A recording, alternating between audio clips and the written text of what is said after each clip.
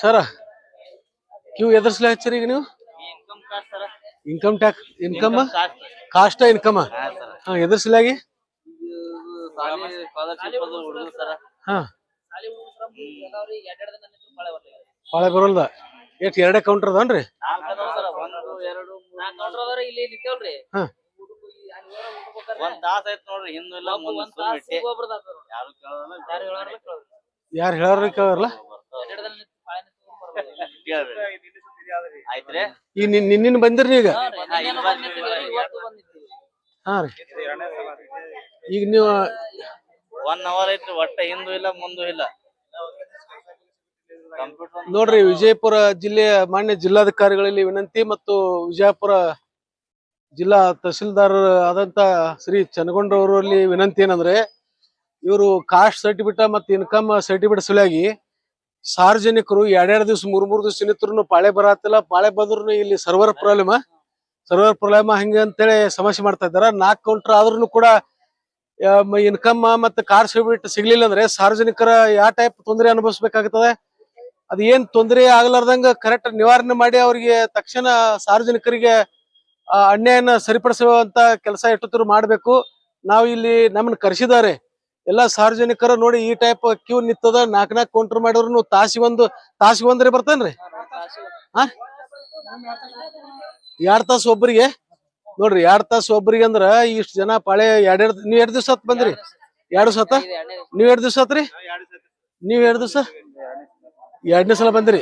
ನೀನ್ ಆಗಿಲ್ಲ. ನೀವ್ರಿ ಮೇಡಮ್ ನೋಡ್ರಿ, 3-4 ದಿವಸ ಒಬ್ಬ ಸಾರ್ವಜನಿಕರು 3-4 ದಿವಸ ತನ ತಮ್ಮ ಕೆಲಸ ಬಗ್ಸಿ ಬಿಟ್ಟ ಇಲ್ಲಿ ಬರುದಂದ್ರ ಇದೆಂತ ಅನ್ಯಾಯ ಕೆಲಸ. ನೀವೇ ಒಂದ್ ಕೆಲಸ ಮಾಡಿ, ನೀವೇ ಪ್ರತಿಯೊಬ್ರು ಮನಿಗೆ ಹೋಗಿ ಅವ್ರದೆಲ್ಲ ಕಲೆಕ್ಟ್ ಮಾಡ್ಕೊಂಡು ಅವ್ರಿಗೆ ಕಾಡಿಸ್ಬಿಟ್ಟು ಅಲ್ಲೇ ಅವ್ರ ಮನಿ ಬಾಗಿಲಿಗೆ ಹೋಗಿ ಕೊಡುವಂತ ಕೆಲಸ ಮಾಡಿ. ಇಲ್ಲಿ 2-2 ದಿವಸ 3-3 ದಿವಸ 4-4 ದಿವಸ ನಿಂತ್ರು ಅವ್ರ ಕಾಡಿಸ್ಬಿಟ್ಟು ಇನ್ಕಮ್ ಬರ್ಲಿಲ್ಲ ಅಂದ್ರೆ ನೀವು ಎಲ್ಲ ಈಗ ತಹಸೀಲ್ದಾರು ನೀವು ಆಫೀಸ್ನ್ಯಾಗ ಕುಂಡ್ರದ್ ಬಿಡ್ರಿ. ಈಗ ನೀವು ಮಾನ್ಯ ಜಿಲ್ಲಾಧಿಕಾರಿ ಸಾಹೇಬ್ರೆ ನೀವೆಲ್ಲ ಆಫೀಸ್ನ್ಯಾಗ ಕುಡ್ದು ಬಿಡ್ರಿ. ಸಾರ್ವಜನಿಕರ ಕಷ್ಟ ಇಲ್ಲಿ ಏನ್ ಬಂದ್ ಒಂದ್ ದಿವ್ಸ ಬಂದ್ ಸ್ಪಾಟ್ ನೋಡಿರಿ. ನೀವು ಇಲ್ಲಿ 4-4 ದಿವಸ 5-5 ದಿವಸ ಆದ್ರೂ ಅವ್ರು ಬರಾತಿಲ್ಲ. ಪಾಪ ಹೆಣ್ಮಕ್ಳು ಏನ್ ಮಾಡ್ಬೇಕು?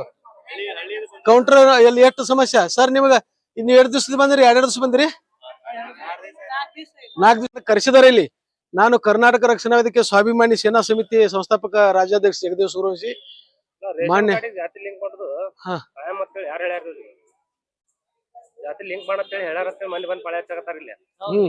Ration card link ಮಾಡತಾರನ್ರಿ? ಆಯಾ ಕಾರ್ಡ್ ಸರ್ಟಿಫಿಕೇಟ್ ಇನ್ಕಮ್ ಎಲ್ಲ ಅಲ್ರಿ. ಒಂದ್ ಕೆಲಸ ಮಾಡ್ರಿ, ಲಿಂಕ್ ಮಾಡ್ಲಿ. ಅವ್ರ ಸರ್ಕಾರದ ಏನ್ ಮಾಡ್ತಾರ ಮಾಡ್ಲಿ, ಆದ್ರೆ ಇಲ್ಲಿ ಕರೆಕ್ಟ್ ಆಗಿ ಅವ್ರಿಗೆ ಕೊಡುವಂತದ್ದು ವ್ಯವಸ್ಥೆ ಆಗ್ಬೇಕಲ್ಲ. ಹಂಗಿಲ್ಲದ ಇಲ್ಲಿ 2 ನಂಬರ್ ಮಾಡು ಜನನು ಬಾಳ ಆಗ್ಯಾರ ಸಾರ್ವಜನಿಕರು. ಆ 2 ನಂಬರ್ ಆಗ್ಬಾರ್ದು ಅಂತದ್ದು ತಡೆ ಹಿಡಿಯೋ ಸಲುವಾಗಿ ಮಾಡ್ತಾ ಇದ್ದಾರ. ಅದಕ್ಕೆ ನಾವ್ ಎಲ್ಲಾರು ಸಹಕರಿಸಲೇಬೇಕು, ತೊಂದ್ರೆ ಇಲ್ಲ.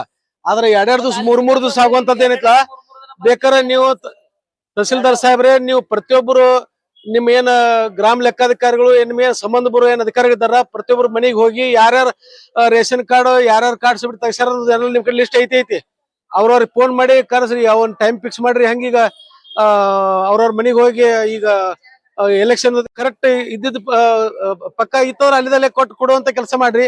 ಮತ್ ಈಗ 4-4 ದಿವಸ 5-5 ದಿವಸ ಇಲ್ಲಿ ನಿತ್ಯ ಎಷ್ಟು ಸಾರ್ವಜನಿಕರು ಎಷ್ಟು ಅನ್ಯಾಯಕ್ಕೊಳಗ ಆಗ್ತಾ ಇದ್ದಾರ ಅದ್ ಆಗ್ಬಾರ್ದು ಅಂತ ಹೇಳಿ ನಾವ್ ವಿನಂತಿ ಮಾಡ್ಕೊತಾ ಇದ್ವಿ. ಪಿಪೋ ಅಂತ ಒಂದು ಆರ್ಡರ್ ಮಾಡ್ರಿ. ಪಿಪೋ ಅಂತ ಹೆಂಗ್ ಗೊತ್ತೇನ್ರಿ? ಈ ಸದ ಇವತ್ತೊಂದು ಇನ್ಕಮ್ ಕಾಸ್ಟ್ ಬೇಕಾಯ್ತು, ಒಂದು ಹಾರ್ಟ್ ಪೇಷಂಟ್ ಆಯ್ತು, ಒಂದ್ ನೌಕರಿ ಆಯ್ತು, ಏನಾಯ್ತು ಅವ್ನಿಗೆ ಇನ್ಕಮ್ ಕಾಸ್ಟ್ ಸಿಗುದಿಲ್ಲ. ಒಂದ್ ತಿಂಗಳ ಹಿಂದ್ಗಡೆ ಏನ್ ಅರ್ಜಿ ಹಾಕಿಲ್ಲ ಅವ್ದು ಆಗುತ್ತಾನ ಇವ್ರದ್ದು ಮಾಡಕ್ ಬರಂಗಿಲ್ಲ.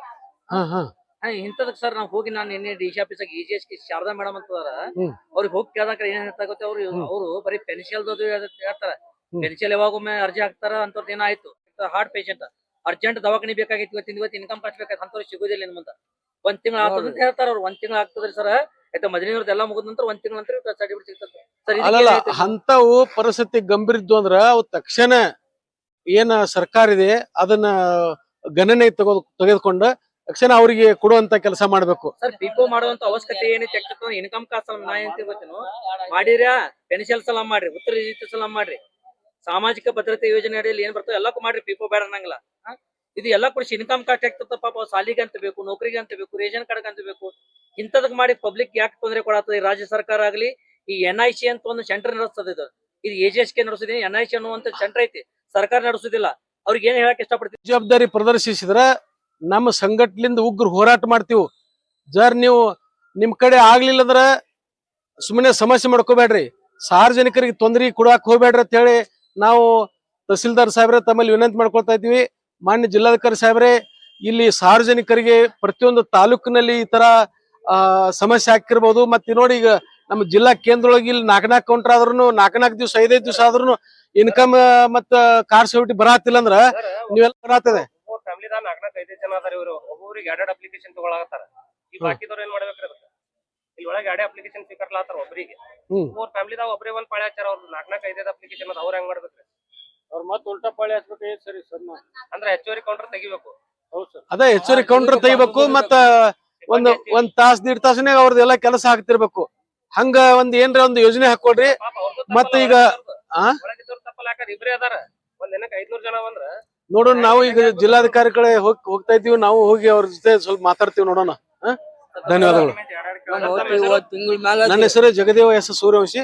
ನಾನು ಕರ್ನಾಟಕ ರಕ್ಷಣಾ ವೇದಿಕೆ ಸ್ವಾಭಿಮಾನಿ ಸೇನಾ ಸಂಸ್ಥೆಯ ಸಂಸ್ಥಾಪಕ ಅಧ್ಯಕ್ಷ. ಪೆನ್ಷನ್ ಬಂದು ಯಾಕೆ ಮಾಡ್ಯಾರ? ಎಲ್ಲ ಪೇಪರ್ಸ್ ಕಲೆಕ್ಟ್ ಮಾಡಿ